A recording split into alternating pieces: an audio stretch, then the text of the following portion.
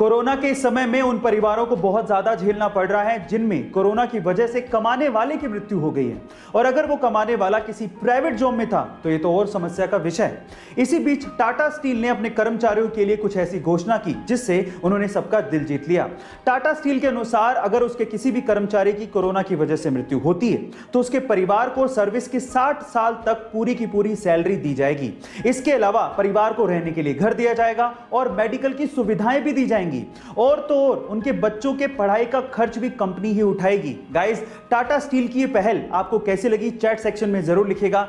अमीर लोग हमेशा बड़ा सोचते हैं और इसी वजह से वो और भी अमीर होते चले जाते हैं। कैसे, मैं आपको बताता हूं। एक बार किसी ने रतन टाटा जी से पूछा कि अगर अभी आपको BMW खरीदनी हो तो आपको कितना समय लगेगा, तो रतन टाटा जी ने जवाब दिया 5 साल। तो उस बंदे ने कहा कि 5 साल, आप तो इतने बड़े बिजनेसमैन हैं, मैंने तो सोचा कि आप चुटकियों में खरीद लेंगे, तो 5 साल कैसे?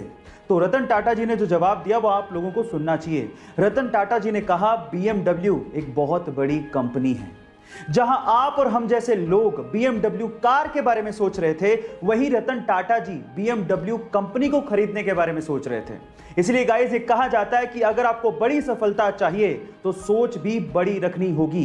ये अमेजिंग वीडियो आपको कैसी लगी चैट सेक्शन में जरूर लिखिएगा। रतन टाटा एक ऐसा नाम जिसे सभी जानते हैं, स्पेशली आज के युवा रतन टाटा को बहुत मानते हैं। लेकिन क्या आपने कभी यह सवाल पूछा कि रतन टाटा ने कभी शादी की थी या नहीं की? नहीं की तो क्यों नहीं की? क्या उन्हें कभी प्यार नहीं हुआ? तो चलो आज इस वीडियो में मैं आप लोगों को इन सब बातों का जवाब देता हूं। आपकी जानकारी के लिए मैं आपको बता दूं कि रतन टाटा ने अभी तक कभी किसी से शादी नहीं की। ऐसा नहीं था कि उन्हें कभी प्यार नहीं हुआ, उन्हें प्यार हुआ था। वो लड़की एक्चुअली LA यानी कि लॉस एंजल्स से बिलोंग करती थी। दोनों एक दूसरे से शादी करना चाहते थे, लेकिन लड़की के घर वाले लड़की को इंडिया नहीं भेजना चाहते थे, और सिर्फ इसी वजह से उन्होंने लड़की की शादी कहीं और कर दी। लेकिन हमारे रतन टाटा जी ने अपना कमिटमेंट निभाया। उन्होंने उससे प्यार का और शादी का वादा किया था, और उन्होंने इस वादे को ताउम्र निभाया और कभी किसी से शादी नहीं करी। ये है उनकी लव स्टोरी, एकदम उनके जैसी परिपक्व। गाइस, ऐसे अमेजिंग वीडियोस के लिए YouTube पे हमारे चैनल को सब्सक्राइब कर लीजिए। जब रतन टाटा ने पहली बार अपनी ड्रीम कार टाटा इंडिका को बाजार में उतारा तो उसका रिस्पॉन्स बहुत ही खराब था। घाटे में जाती हुई कंपनी को देखकर शेयर होल्डर्स ने कहा कि हमें ये कंपनी बेच देनी चाहिए।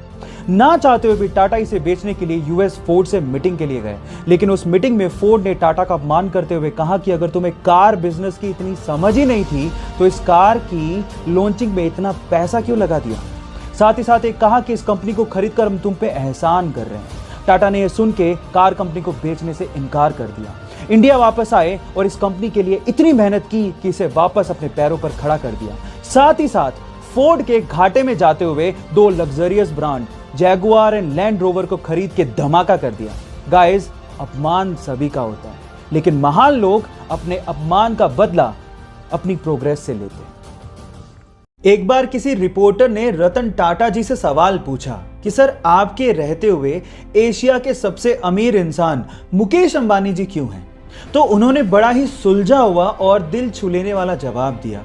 उन्होंने कहा कि हम इंडस्ट्रियलिस्ट हैं और मुकेश अंबानी जी बिजनेसमैन हैं।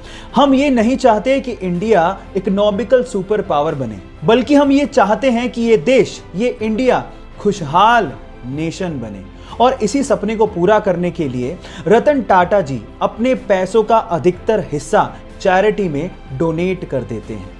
आपको रतन टाटा जी का ये ख्याल सुन के कैसा लगा चैट सेक्शन में लिखना मत भूलिएगा।